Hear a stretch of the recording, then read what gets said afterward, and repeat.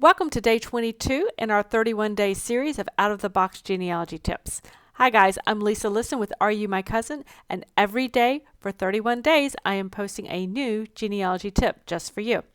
And today's tip is to explore WorldCat.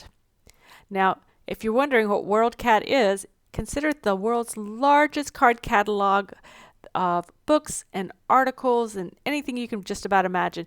And this is online. And it is free for you to use. So you can search it for things such as family histories that you could use in your research. So it really is a fantastic tool for you as a genealogy researcher. Things that I actually look for on WorldCat as it pertains to my research would be things such as histories, local area histories that might be helpful because as we know, we need to understand the area that we're researching, the area where our ancestors lived. I will look for specific family histories that have been written. So if there's been a published family history, I want to know if it's out there and I want to look at that and see if I can get clues and more information on my genealogy research. Things such as when I've researched some of my Methodist ancestors and wasn't really so sure about what was available or what the history of Methodism was in a certain state. You can find those types of records as well.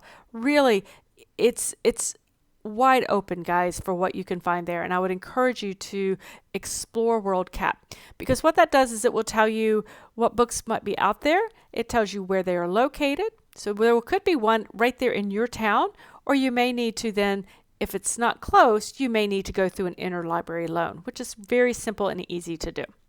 There you go, guys. There you have it, guys. Go explore WorldCat today and enjoy.